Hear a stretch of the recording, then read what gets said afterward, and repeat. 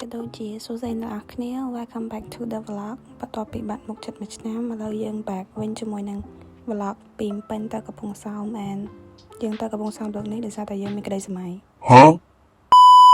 និយាយលេងដោយសារតែអានេះគឺជា trip យើងទៅនៅថ្ងៃចូលឆ្នាំថ្ងៃទី1អញ្ចឹងឡាស៊ីថា trip ហ្នឹងវាមានរឿងរ៉ាវអីកើតឡើងខ្លះហើយឥឡូវនេះយើងមកដល់ផ្លូវលបឿនលឿននេះ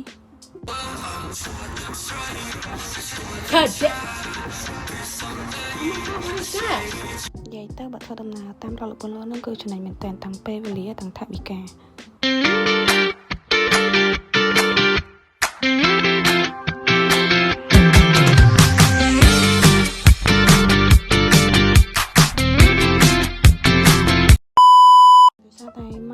កំពង់សោមហ្នឹងយើងចំណាយពេលប្រហែលជា2ម៉ោងកន្លះឯងមកដល់កំពង់សោមហើយបើប្រៀបធៀបជាមួយនឹងផ្លូវធម្មតាគឺយូរមែនតើ A few moments later អ្នកអរគ្នាឃើញចឹងឡើយគឺមកដល់ក្រុងបរសៃអនុហើយ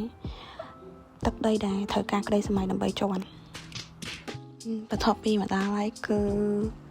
យើងទៅមើលកន្លែងបឋមតោងស្បែកនឹងនេះ yes នៅក្រៅគឺធំខ្លាំងហើយមកដល់ក៏មានធ្វើឲ្យច្រើនដែរគឺពេលហ្នឹងគ្រាន់តែចុះទៅថតរូបអីតិចតួចតែនៅជុំវិញគឺគេមានលក់របៀបវ៉ែនតាកាបូបចេញមកបែបសមុទ្រអញ្ចឹងណាដោយសារតែពេលហ្នឹងវាក្តៅពេកដូចជា37-38អង្សាអញ្ចឹងចាគឺមិនអាចត្រង់នឹងដំណើរកម្មខ្លួនបានអញ្ចឹងវាចោតថតរូបតែពីរពេលហើយគឺមកវិញតែពេលហ្នឹងគឺក្តៅមែនណាក្តៅឡើងផ្លាត់កាមេរ៉ាទូរស័ព្ទយកមកហើយដូចជាអត់សូវមានមនុស្សដែរដោយសារតែពួកខ្ញុំទៅដល់រៀងផឹកណាអញ្ចឹងគាត់ថាអត់សូវមានមនុស្សច្រើនទេហើយនៅមួយកន្លែងហ្នឹងពេលថ្ងៃទីទៅគឺគេលេងបាញ់ទឹកគេមាន concert គេមានអីអញ្ចឹងយ៉ាសៀងមកថតហើយតោះអត់មានមនុស្សតពីថតអីហើយក៏នាំគ្នាទៅកន្លែងខ្មែរធ្វើបានបញ្ជាក់បានថាកូនខ្មែរធ្វើបានហ្នឹងហើយធ្វើបានហើយតមកក៏អត់មានអីច្រើនដែរក៏នាំគ្នាទៅផ្សារលើដើម្បីទៅទិញឃើញស្មត់អីសម្រាប់បាយថ្ងៃហើយពេលជិះតាមផ្លូវហ្នឹងគឺឃើញកន្លែង roller coaster នេះដោយសារតែគាត់ថាហ្នឹងវាជា first roller coaster នៅស្រុកខ្មែរក៏ថតឲ្យមើលទៅហើយបន្ទាប់មកក៏មានដែរជិះតាមផ្លូវមើលទីក្រុងដោយសារវាប្លែកមែនតើដោយសារវាជាលក្ខណៈភ្នំបន្ទាប់ពីជិះបានបន្តិចមកយើងក៏មកដល់ផ្សារលើជាក់ស្ដែងភាគច្រើនគេមកកំពង់សោមហ្នឹងគេមកទិញគ្រឿងសមុទ្រនៅនឹងដើម្បីទៅញ៉ាំបាយថ្ងៃនៅឆ្នេរចឹងទៅហើយយ៉ាយើងដូចតែគេដូចតែឯងទេយើងមកទិញនៅនឹងដូចគ្នា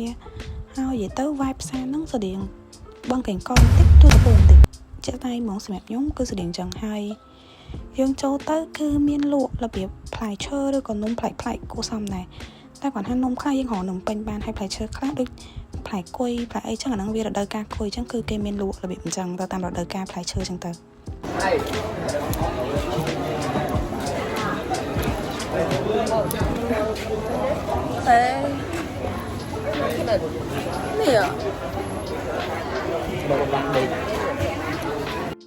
ទៅមកជុំផ្សារហ្នឹងគឺកៅអៅគ្រឿងហូបគ្រឿងសាច់គ្រឿងទឹកគឺមានទាំងអស់ចឹងមកថាណាគេមកដល់លេងអីផ្លេចកៅអៅហើយអាចមកទិញនៅនេះបានគឺមានហើយมันមានតែគ្រឿងសមុទ្រសហើយសំបីគ្រឿងសមុទ្រក្រៀមនំណាច់អីគឺមានច្រើនមុខហើយបន្ទាប់ពីដើរមកជុំហើយយើងក៏នាំគ្នាទៅរកមើលគ្រឿងសមុទ្រសម្រាប់បាយថ្ងៃសារតែថ្ងៃខ្ញុំទៅនឹងគឺជាថ្ងៃបុណ្យទានអញ្ចឹងកន្លែងគឺរៀងចាក់កតិចតួចរបៀបហ្នឹងឯងចាក់កគួរសមដែរប៉ុន្តែនៅទទួលយកបានហើយក៏មកហឺ oyster អញ្ចឹងទៅ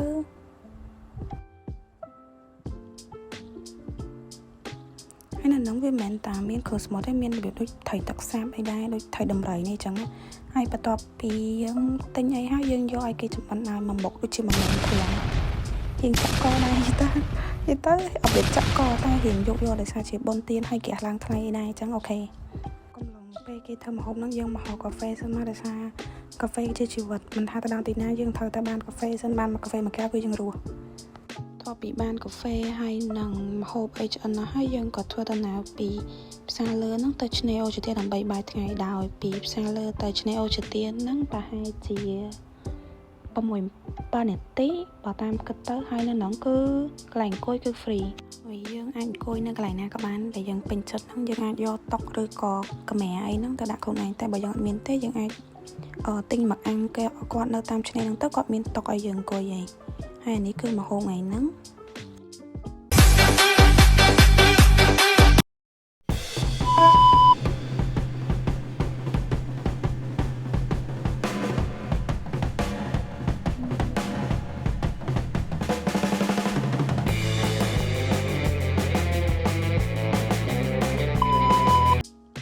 យថ្ងៃអីហើយក៏នាំគ្នាថតរូបលេងអង្គុយលេងនៅឆ្នេរនឹងមកស្ទុះហើយក៏មានគេលក់ក្រាមនៅឆ្នេរសម័យមុនអ្នកអស់គ្នាក្រោមកម្ដៅ41អង្សាសេជាមួយនឹងក្រាមចាឆ្ងាញ់ខ្លាំងមែនតើហើយរៀងទទួលយកបានតម្លៃអីហ្នឹងគឺទទួលយកបានរសជាតិទទួលយកបានហើយបន្ទាប់ពីញ៉ាំក្រាមហើយគឺអង្គុយលេង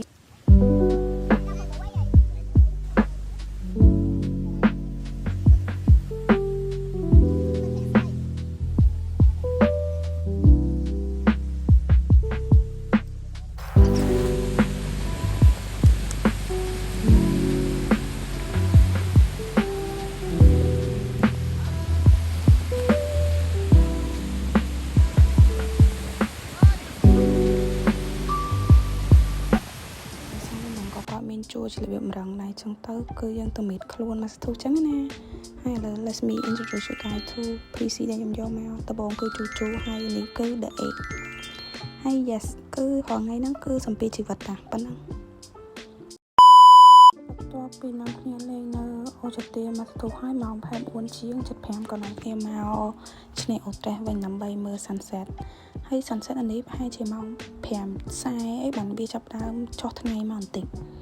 Yes, as you can see គឺស្អាតតែពេលហ្នឹងអង្គុយចាំមើល sunset យូរពេកក៏នន់ហៀតអាចចាប់កូនក្តាមនៅតាមឆ្នេរយីទៅគឺសម្បូរមែនតើហ្មងឲ្យតែមានហូនហើយវារបៀបដូចហូលដីហ្នឹងហ្នឹងដឹងចាប់មកដឹងបានហ្មង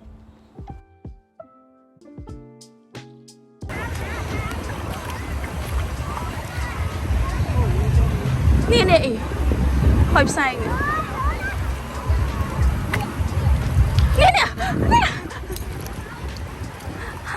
នេះសបោកូនក្តាមខ្លាំងមែនតើហើយចេះចាំឲ្យមានធ្វើអីទេចាប់ឲ្យប្លែងហ្នឹងទៅដោយសារតែនៅចាំថតរូបពេល sunset នេះគឺជា result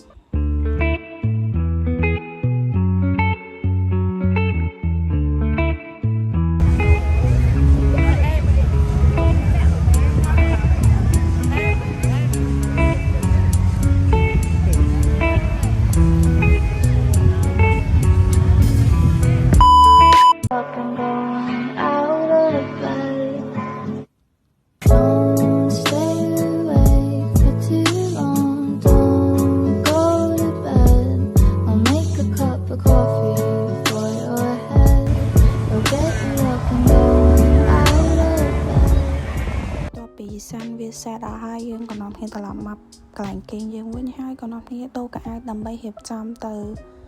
មើលទីក្រុងនៃពេលរាត្រី Yes ហើយក៏បានឈៀងចូលសមុទ្រអីតិចតួចដែរតែមាន footage អីច្រើនដោយសារតែទូរស័ព្ទអស់ថ្មអញ្ចឹង vlog យើង coming to the end bye thank you for watching